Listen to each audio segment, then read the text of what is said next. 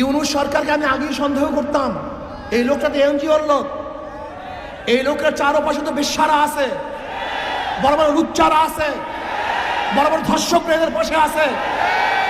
আমি এর জন্য প্রথম বলেছিলাম পুরাণ প্রেম ভোলা যায় না। ইউনূস সরকারের সাথে যেই ওই পতিতাদার সম্পর্ক, এই সম্পর্ক সে ভুলতে পারে নাই। এর জন্য আমি প্রথমেই বলেছিলাম যে খবরদার বিদেশে কোনো অপসংস্কৃতি আমাদেরকে চাপিয়ে দেবেন না। তখন তিনি হাসি দিয়ে বলেছিলেন, না না না না না না, নারী নীতি, ওটা নারী নীতি নয়, বেশ্যা নীতি। আমি প্রথম যখন ইউনূস সরকারের সাথে দেখা করতে গেছিলাম, এই আমার সামনে আছে আমাদের মহাসচিব, যুগ্ম মহাসচিব, অনেক কথাবার্তা বলার পরে আমি স্পেশাল বলেছিলাম, জনাব কোনো অবস্থাতেই পাশ্চাত্যদের কোনো আদর্শ নীতি সংস্কৃতি আমাদেরকে চাপিয়ে দিবেন না। আমার আগেই সন্দেহ ছিল, আমি আগেই সন্দেহ করতাম। আজকে আমাদের মা বোনদেরকে আপনি বিশ্বা বানাবেন, আমাদের মা বোনদেরকে খানকি বানাবেন, আমাদের পুরুষদেরকে লুচ্চা বানাবেন। বলতে পারেন হুজুর যৌনকর্মী বললেন না কেন, যৌন শিল্পী বললেন না কেন, পতিতা বললেন না কেন, এই খারাপ শব্দ ব্যবহার করলেন না কেন? বলতে পারেন। আমি তো মনে করি শয়তানেরা, দুষ্টরা এই সমস্ত খারাপ শব্দগুলিকে ভালো শব্দের দ্বারা পরিবর্তন করে ওদেরকে এই কাজে লিপ্ত করতে চায়।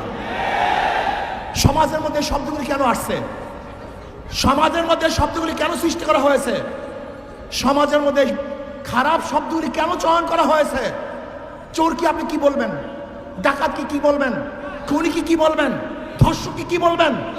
এই শব্দগুলি কেন প্রয়োগ করা হয়েছে? যেন মানুষ এই কাজগুলি না করে, মানুষ যেন এই কাজগুলিকে ঘৃণা করে। আপনি খারাপ কাজের সুন্দর সুন্দর শব্দ প্রয়োগ করে ওই খারাপ কাজকে ভালো বানাবার চক্রান্ত করতেছেন, এইটাই বড় শয়তানি। এই নারী নীতি প্রণয়নকারী এরা কারা? এরা কোথা থেকে আসছে? এরা ওই টান বাজারে জন্ম হওয়া লোকগুলি, ওই টান বাজারে জন্ম হওয়া নারীরা একজন ভদ্র বিশিষ্ট সতী নারীদের আইন প্রণয়ন করে কিভাবে? ওই নারীগুলি আমার স্ত্রীর আইন প্রণয়ন করে কিভাবে? ওই নারীগুলি আমার মায়ের আইন প্রণয়ন করে কিভাবে? ওই নারীগুলি আমার মেয়ের আইন প্রণয়ন করে কিভাবে? আমার মেয়ে সতী, আমার স্ত্রী সতী, আমার মা সতী, সে একজন নারী। আমার মায়ের, আমার বোনের, আমার মেয়ের, আমার ফুফির, আমার নানির, আমার খালার আইন ওই বেশ্যারা করবে কিভাবে? ওই বিশ্বাসগুলি সাহস কোথায় পেয়েছে? আমি বিশ্বাস করি এই বিশাল চক্রান্ত চলতেছে। ইউনূস সরকারের কে হটাবার এটা চক্রান্ত। সবগুলি ভারতের দালাল, এই সবগুলির সাথে ক্যালকাটা সংযুক্ত আছে, সবগুলির সাথে ক্যালকাটা সংযুক্ত। আপনারা দেখুন, কোন অবস্থাতেই বাতিল নয়।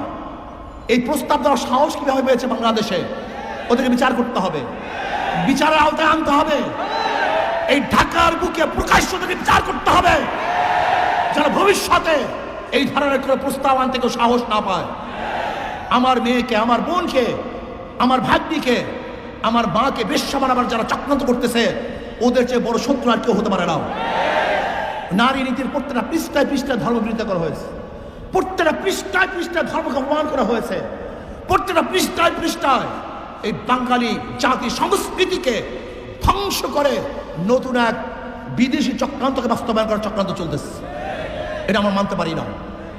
মানা তো দূরের কথা, এটা প্রস্তাব কিভাবে দিয়েছে এই ইউনূস সরকারকে জানতে চাই। আজকে বাংলাদেশের সবচেয়ে বেশি সংস্কারের পক্ষে এবং এই সরকার যেন সময় পায় সংস্কারের জন্য, ইসলামী আন্দোলন বাংলাদেশ সবচেয়ে বেশি ভূমিকা পালন করতেছে। তারা প্রথমে যে কথা বলছে, আজও সেই কথা বলছে। আপনাকে সুখে থাকতে কি ভূতে কিলায় নাকি? আপনাকে ভূত পেয়েছে? আপনাকে ভূতে কিলায়?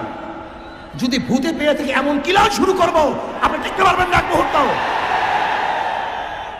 বিয়াকুব নাকি, যেখানে আমরা সবচেয়ে বেশি এদের জন্য ভূমিকা পালন করতেছি, আর উনি ইসলামকে জলঞ্জলি দিয়ে মনে করছে উনি কিছু দেখাইলেই সবাই বাহবা দিবে। বাংলাদেশের মানুষ চিনেন? এই যে দেখছেন মেট্রো রেল শেখ হাসিনা করছে, মনেও কেউ করে না। যমুনা ব্রিজ করছে, একবার কেউ ভুলে উচ্চারণ করে না। ওনার উন্নয়নের কথা সবাই ভুলে গেছে।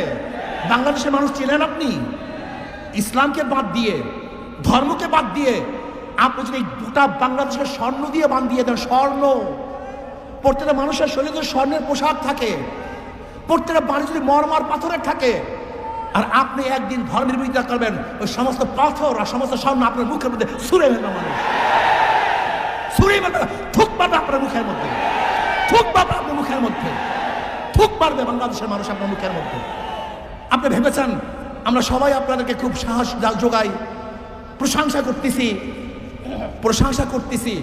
যারা প্রশংসা করে তারা বদনাম করতে সময় নেবে না, যারা তারিফ করে আপনাকে গালি দিতে সময় নেবে না। খবরদার, ওই বেশ্যা কমিশনদেরকে আইনের আওতায় নিয়ে আসেন, ওদেরকে বিচারের আওতায় নিয়ে আসেন। আমি অভদ্র ব্যবহার করতেছি, অভদ্র ভাষা ব্যবহার করতেছি অভদ্রতার জন্য। এখানে আমি কোনো সুভদ্র ভালো ভাষা ব্যবহারই করতে চাই না।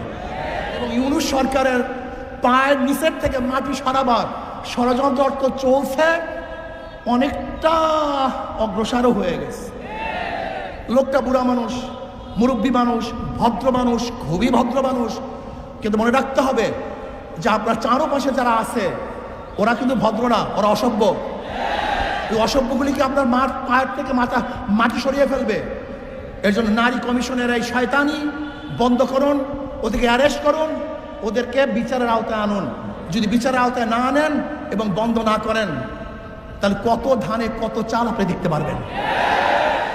শেখ হাসিনা সরকার কিন্তু তোয়াক্কা করেনি, আন্দোলন করে বিদায় দিয়েছে। আর আপনার অবস্থা তো আমরা ভালো মতোই জানি না, আপনার অবস্থা কোথায়, আপনার শক্তি কোথায়।